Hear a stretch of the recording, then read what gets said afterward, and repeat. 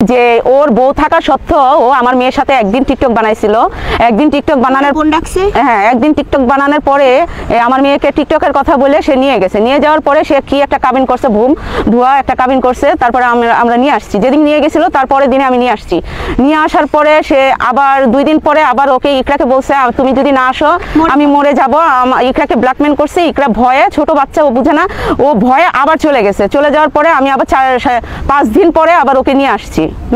5 দিন পরে আবার নিয়ে আসছি। নিয়ে আসার পরে ইকরাকে যখন আমি ওখান থেকে নিয়ে আসছি, আমি কোর্টে যেয়ে তাদেরকে যদিও বিয়ে করে থাকে আমি ডিভোর্স নেওয়া দিছি, কারণ অত বয়সই হয় নাই। ওর সার্টিফিকেট আমার কাছে আছে, আপনারা দেখতে চাইলে অবশ্যই আমি দেখাবো। ওর কোনো বয়সই হয় নাই, 16 বছর বয়স চলতেছে। এই বছরে সে মেট্রিক পরীক্ষা দিচ্ছে, ঠিক আছে। তো এখানে তো ওর বয়সই হয় নাই, তাহলে বিয়েটা হলো কিভাবে? তারপরেও আমরা ভলিউমে চেক করে দেখছি তার কোনো বিয়ের ওখানে নামই নাই। হ্যাঁ, অথচ সেই ছেলে বলতেছে বিয়ে করছে। আচ্ছা, বিয়ে করছে, তো আমরা এটা আপনাদেরকে অবশ্যই প্রমাণ দেখাবো। তো এখান থেকে সেই ছেলেটাকে আবার জেলে ঢুকাইলাম আমি। আমার মেয়েটাকে নিয়ে আসার পরে আবার জেলে ঢুকাইছি। ঢুকানোর পরে সে 4 মাস জেল খাটছে। জেল খাটার পরে ওর ওয়াইফ ওকে ছুটায় আনছে।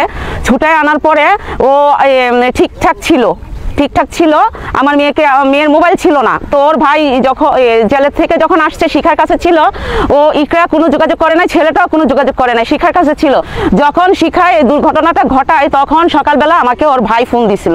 ফোন দেওয়ার পরে আমাকে বলতেছে আন্টি আমার ভাইয়া মারা যাবে, আপনি একটু ইকরাকে নিয়ে আপনি হাসপাতালে আসেন। তা আমি বলছি তোমার ভাইয়ের কি হয়েছে, তা আমরা আসবো কেন, আমরা কোনো বিপদে আসতে চাই না। তো বলতেছে না প্লিজ আন্টি আসেন। তারপরে আমি আমার মেয়েটাকে নিয়ে গেছি। যাওয়ার পরে ওদেরকে বলছি দেখো আমাদের কোনো কথা মিডিয়াতে বলো না, আমাদের কোনো ফেস আইনও না, ঠিক আছে, কারণ আমার মেয়ের জন্য কিন্তু এগুলো হয় নাই। তারপরে চলে আসার পরে ওখান থেকে ঢাকা মেডিকেল থেকে চলে আসার পরে তার ওটিতে ছিল, আমাদের সাথে দেখা হয় নাই। হ্যাঁ, জুনিয়র সাকিবের সাথে আমরা দেখতে পারি নাই। তারপরের দিন আবার ফোন দিচ্ছে ছেলেটা, ওর ছোট ভাইটা ফোন দিয়ে বলতে আন্টি আমার ভাই তো অপারেশন হয়েছে, আপনি একটু আসেন, আপনার ইকরাকে নিয়ে আসেন। আমি কি ইকরার সাথে তো কোনো সম্পর্ক নাই, তাহলে ইকরা কেন আসবে আর আমরাই বা কেন যাবো? আন্টি আসেন, দেখতে চাইছি, যদি মরে যায় সারা জীবন কথা থাকবে, ঠিক আছে। তখন আবার আমার বাচ্চাটাকে নিয়ে আমি দেখতে যাই আবার সাথে সাথে চলে আসি আমি ইকরার মোবাইল টোবাইল সব কিছু নিয়ে, ইকরার কোনো মোবাইলই ছিল না, আমার মোবাইল থেকে সবকিছু থেকে ব্লক মেরে দিয়ে থাকে। হ্যাঁ, ব্লক মেরে যে আমাদেরকে যখন ডিস্টার্ব না করতে পারে, সে সুস্থ হওয়ার পরে যেন আমাদের সাথে যোগাযোগ না করতে পারে, আমি ব্লক মেরে দিই। সে এখন 9 মাস পরে এখন ইকরাকে 2 দিন মেসেজ দিছে। দেওয়ার পরে ইকরার বাসায় হুজুর আসছিল।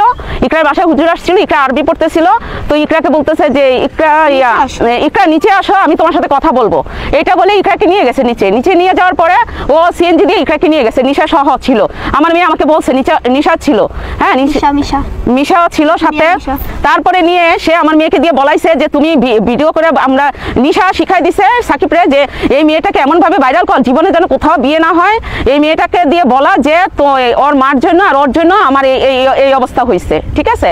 তা আমাদের জন্য কিভাবে হবে? আপনারা তো অনেক আগে থেকে নিউজে দেখে আসতেছেন যে শিখার মেয়ের সাথে বিভিন্ন ধরনের নিউজগুলো ছড়াচ্ছে, তাই না? তাহলে আমরা তো আসছি ওর জীবন অনেক পরে, ঠিক আছে। আমরা আসছি 9 মাস, আর শিখার সাথে আছে 4-5 বছর যাবত।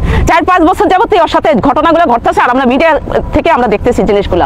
তাহলে আমরা কিভাবে শিখাকে শিক্ষা দিব, আর আমাদের জন্য কেন এটা হবে? এটা তো ওই শিখার মেয়েকে নিয়ে অনেক আগে থেকে নিউজগুলো আপনারা দেখতেছেন, বাজে নিউজ। আর একটা আমাদের এটার সাথে আমরা কিছুতেই জড়িত না। হ্যাঁ, এই ছেলেটা আমাকে ফান্দে ফেলাইতে চায় বারবারই। ও ভাবতেছে আমার মেয়েকে হয়তো বিয়ে করছে, এই কারণে হয়তো আমি শিখার সাথে জড়িত ছিলাম।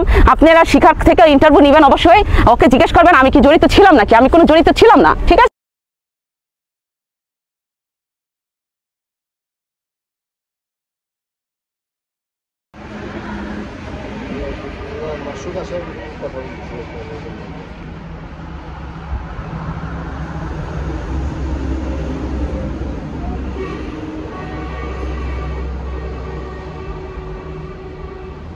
না ওরকম